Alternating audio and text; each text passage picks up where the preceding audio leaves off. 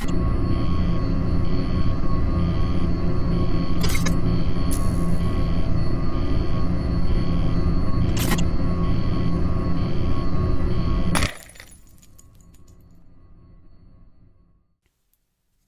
guys, welcome back for another true crime tale. We've got something a little different than our usual serial killer files because this week we're actually going to be looking at a couple. They wreaked havoc across 6 states for 7 weeks, taking the lives of 8 people. We're discussing Alton Coleman and Debra Brown, who was not only his girlfriend but accomplice as well. So let's talk about this deadly duo. Sit back, relax, and let's dive in. Alton Coleman was born on November 6, 1955 in Waukegan, Illinois. Alton was one of 5 children born to a prostitute mother who hardly raised them. She left the responsibility to her mother, but remained in their lives. Alton was often exposed to drugs and his mother's line of work. He didn't seem to have many friends, with kids actually picking on him in school. They affectionately called him Pissy Pants due to him wetting his pants on multiple occasions. He dropped out of middle school and became well known by local law enforcement. Alton became involved in petty crimes such as property damage, but soon graduated to much more serious crimes. By the age of 18, Alton had been arrested 6 times for sex-related crimes between 1973 to 1983, with one case even being against his own 8-year-old niece. However, Alton never served a sentence for these earlier assaults. 2 were dropped, while the others he was acquitted of. He was said to have a smooth nature and able to talk himself out of anything. He was even able to convince the jury that one of his assaults was a consensual act. However, he sexually assaulted 14-year-old Shalandra Thompson at knife point in 1984 and was arrested for this crime. He was scheduled to go on trial in Illinois for the charges before he fled and began his murderous spree with Debra. In 1983, Alton met Debra Brown, who was very infatuated with him. Debra was born on November 11, 1962, in Waukegan, Illinois. She was one of 11 children and, unlike Alton, came from a very stable family. She suffered a traumatic head injury as a child, which seemed to affect her intellectually. She had been diagnosed with a dependent personality as well. Debra was only 21 when her path crossed with Alton, and she couldn't see herself without him. At the time, she was engaged to another man, which she immediately broke off. The relationship between her and Alton was described to be a slave/master situation. She left home and moved in with Alton to help with his grandmother, who had failing health and was almost blind. Prior to meeting Alton, Debra had no prior criminal background and became a willing participant in the assaults and murders. Together, they would go on almost a 2-month-long spree, beginning on May 29th, when Alton abducted 9-year-old Vernita Wheat. A month earlier in Kenosha, Wisconsin, Alton befriended a single mother named Juanita Wheat under the alias of Robert Knight. On the evening of May 29th, Robert met Vernita and Juanita at a local carnival. He chose to walk the Wheats home, but when they got there, he mentioned to Juanita that he had had a gift for her at his house a few blocks away and asked if Vernita could accompany him. Reluctant at first, she let her go with Robert, as he promised it would only be an hour. But an hour became many, and soon it was after midnight and Robert hadn't returned with her child. She decided at this point to go to the address he had given her, but panic ensued once she realized the address was actually an abandoned building. Robert had abducted Vernita and taken her back to his hometown in Illinois. Juanita reported her missing and explained Robert Knight was last seen with her. Police, however, had no record of anyone with this name. Instead, another approach was tried. They had her look through photos of wanted criminals, in which she stumbled across Robert, or Alton Coleman. A search warrant was granted for his last known address, which was his grandmother's back in Waukegan. The FBI entered the investigation at this point due to Vernita's age and the possibility of Alton taking her across state lines. Investigators went to his grandmother's home in hopes of catching him, but instead they met his girlfriend, Debra Brown. Debra was reluctant at first to even talk to them, but eventually told them that Alton hadn't come home that night before. He came home around 8 a.m. the next morning, but was alone. He told Debra that he had done something bad. He changed his clothes so he could go to court on his open sexual assault charge, and she hadn't heard from him since. Police waited around, but he never showed. The area was even canvassed for him and the child, but this turned up no leads. The locals were informed to contact police if they saw Coleman, particularly taxi drivers who knew him since he didn't have his own car. A reward was offered for any information leading to his capture. On May 31st, police got word that Coleman had been dropped off at his sister's home, but as soon as Coleman saw police swarming in the area, he fled on foot. The area had a lot of abandoned buildings, so trying to find Alton at night and in a neighborhood he knew was nearly impossible. Police began to flood the local media with Vernita's pictures, hoping for some additional help. They got mostly dead ends until a cab driver came forward stating he had picked Alton and the little girl up on the evening of May 29th. He thought the pair were father and daughter, and recalled dropping them off around midnight near a scrapyard. Investigators followed this tip by interviewing the night manager of the scrapyard.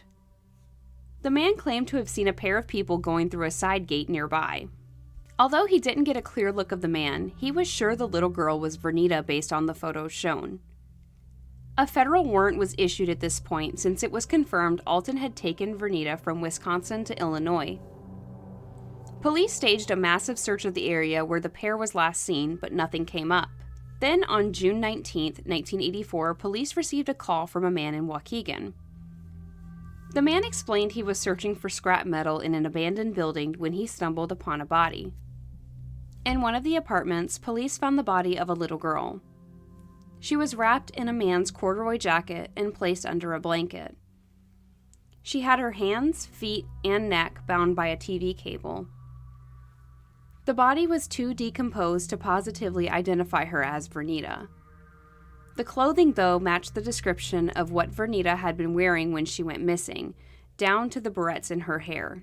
It was all exact. They even found tickets in her pocket from the carnival. Forensics took everything that could be considered evidence. They were sure Alton had been responsible but needed to have the confirmation. This came in the form of a thumbprint found on the door frame. When compared to the known prints of Alton, it was conclusive. He had been here. Prints were also taken from the body and compared to prints from school books from Vernita's home, and unfortunately, after 3 weeks of searching, Vernita Wheat had been found. With this evidence, another warrant was issued, this time for murder. The autopsy determined her death was due to ligature strangulation. However, during Vernita's investigation, the news broke of another girl's body found, but this time in Gary, Indiana. On June 19th, the body of 7-year-old Tamika Turks was discovered in bushes. According to Annie Hillard, the cousin of Tamika, the girls had been on their way to the store when they were approached by a man and a woman on bikes. The couple coaxed the girls away from their path with the promise of gifts. Coleman and Brown led them into a secluded wooded area away from prying eyes. Here, the children were attacked. They were tied up, and Tamika began to cry, as she was so frightened. She was separated from Annie. Tamika was brutally stomped and left in the dirt. The children were sexually assaulted by the couple. When they heard Tamika groaning still, they strangled her with the elastic from a bed sheet. They attempted to do the same thing to Annie, but miraculously she survived the attack. Annie managed to crawl her way to the street on the verge of death when she was found by a passerby. At the hospital, investigators asked Annie about the couple, which she was able to positively identify Coleman, but not Brown from the photos presented. She did give a description of Brown which matched what was known. From the report, investigators could conclusively state Debra was no longer a witness, but was actively participating in Coleman's horror show. A task force was set up to try and catch the duo, but they always seemed to be a step behind them. The task force was only able to track them based on assaults, murders, and abandoned cars throughout 6 different states. So we're going to discuss their timeline in the order everything occurred, based on when individuals were assaulted, robbed, or found murdered. This is how it went. On the same day the body of Tamika Turks was found, Debra and Alton needed a car. They met Donna Williams, who would be reported missing not long after. Then on June 26th, her car was found abandoned in Detroit with Coleman's fingerprints and a fake ID for Brown. Sadly, on July 11th, her badly decomposed body was found inside an abandoned building near where her car was found. Autopsy revealed she too died from strangulation. Then, on June 24th, the pair kidnapped a 28-year-old woman from Detroit and demanded a ride to Ohio. This potential victim, though, crashed her car and ran away, avoiding the inevitable. On June 28th, they invaded the home of Palmer, aged 62, and Marge Jones, aged 59, of Dearborn Heights. The couple was beaten, robbed, and their car was stolen, but luckily left alive. On July 2nd, they invaded another home in Detroit, belonging to 55-year-old Marion Gaston and Mary Billups, with the same MO as the Jones: beaten, robbed, and car stolen. This is where they lost track of Coleman and Brown before catching back up with them in Ohio. On July 5th, the pair befriended a single 30-year-old mother named Virginia Temple in Toledo, Ohio. She invited them over on the night of July 6th for dinner to welcome them to the neighborhood. During this time, they met her children, which included the oldest daughter, 10-year-old Rochelle. The following day, though, Virginia's family grew concerned when they hadn't heard from her, which was uncommon. Police were called to perform a well check. When they arrived, they encountered one of her sons who was too frightened to open the door. Once inside the home, police began to search for the missing mother. Her son explained to the detectives that a couple had been at their home the previous evening. He had gone to bed, and when he woke up, his mother was nowhere to be found. Blood was found in the kitchen, which led to the basement. It was here in the crawl space the bodies of Virginia and Rochelle were discovered. Both had been beaten and strangled to death. Rochelle had been sexually assaulted prior to her death, and it could not be determined if Virginia had been too. The home was robbed of jewelry and clothing, but the perpetrators were nowhere to be found. Alton and Debra's current spree earned him the special 11th spot on the FBI's 10 Most Wanted list. Alton was an added addition which only happens for rare occurrences. They were desperate to catch him. The same day Virginia and Rochelle were murdered, they robbed Frank, aged 77, and Dorothy Duvendak, aged 73, in order to procure another car. They made the journey to Cincinnati, where on July 12th, 15-year-old Toni Story was reported missing by her mother. She was last seen by a nearby witness who confirmed she was with a man and a woman, and they were able to identify the man as Coleman. Then, only 8 days later, her body was found in a vacant apartment building, and she too was strangled. This time, they left behind evidence, specifically a bracelet under the body which belonged to Virginia Temple.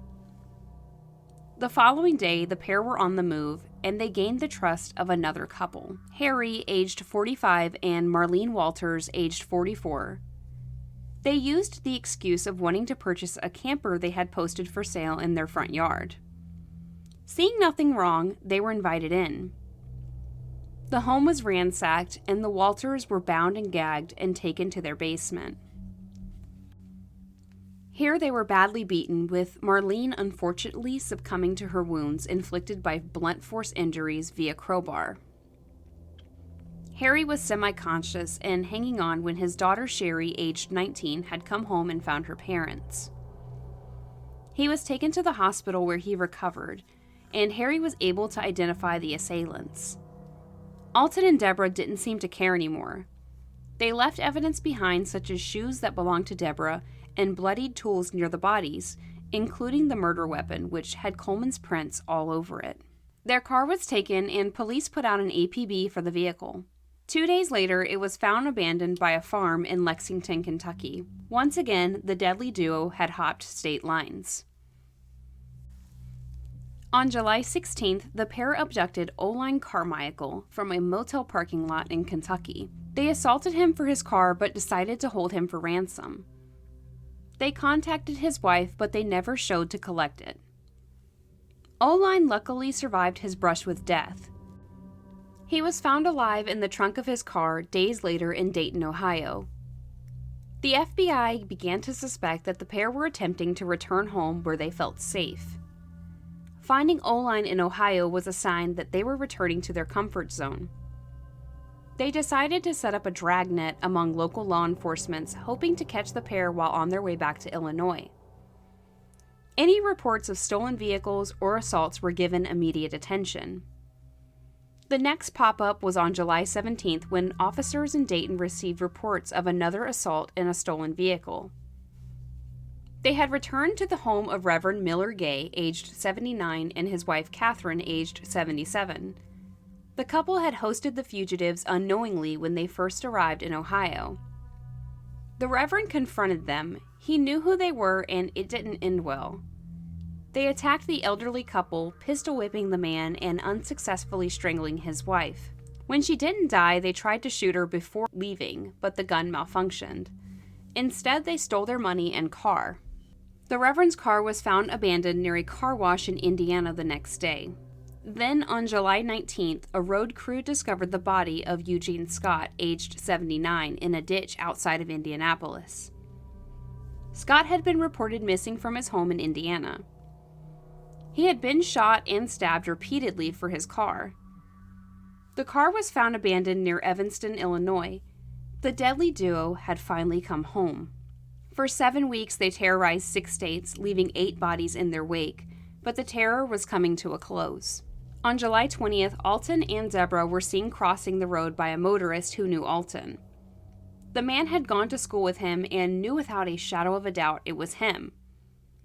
He watched the pair walk to Mason Park, located in Evanston, while his friend went to a nearby store to call the police.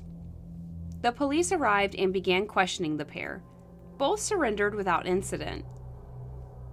They provided aliases and insisted they were innocent and that the police had the wrong people. Police prompted a search of their possessions, and in Debra's purse they found a loaded .38 caliber pistol. In Coleman's sock was a bloodied steak knife. The weapons alone were enough to take them in.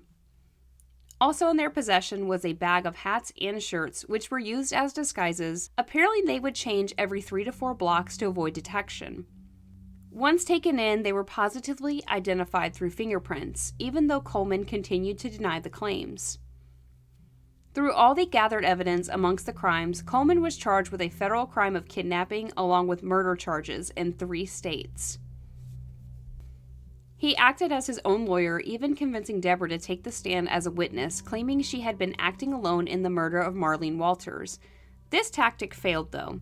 Brown was tried for her part as well.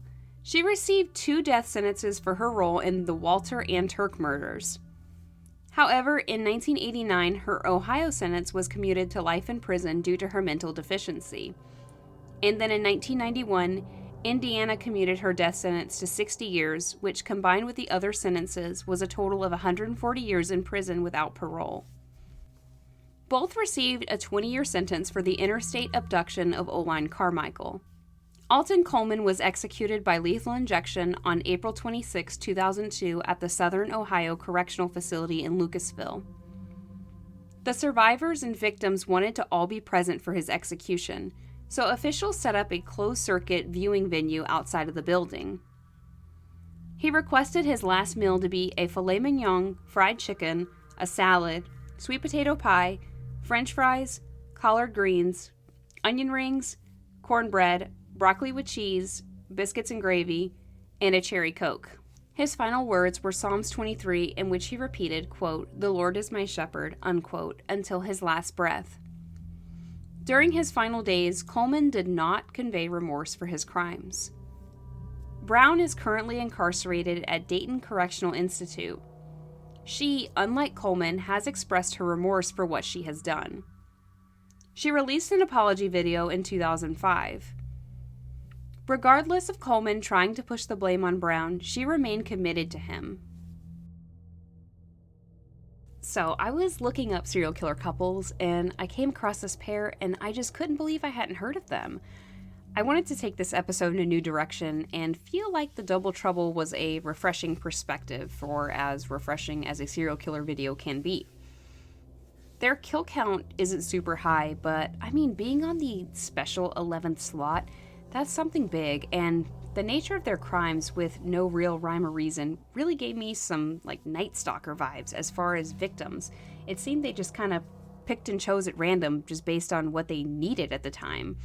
And that's always more scary to me when there's not really an MO. But, as always, I'm more interested in your opinions, so leave a comment below and we can chat. If you found the content to be interesting, please consider giving it a thumbs up and let YouTube know you want more. And lastly, if you're not subscribed yet, please consider doing so. We would love to have you here and join us under the ash tree. Also, I just noticed today, I was going to say we're almost at 10,000, but we went over 10,000. We are past 10,000 subscribers, and I can't believe this. I'll say it again. I said it at 5,000, and I'll say it again. Thank you guys so much. You're all the best, and I appreciate you so much. I would not be here without this audience, and thank you guys. Just thank you. You're all the best. But how should we celebrate? I don't know what to do. So if you have any ideas, just let me know and I'll consider it. I think I'm just going to try and do another video, just try to push out 2 this week, but we'll see. As always, thank you for your love and support, and I'll see you guys in the next one. Bye, guys.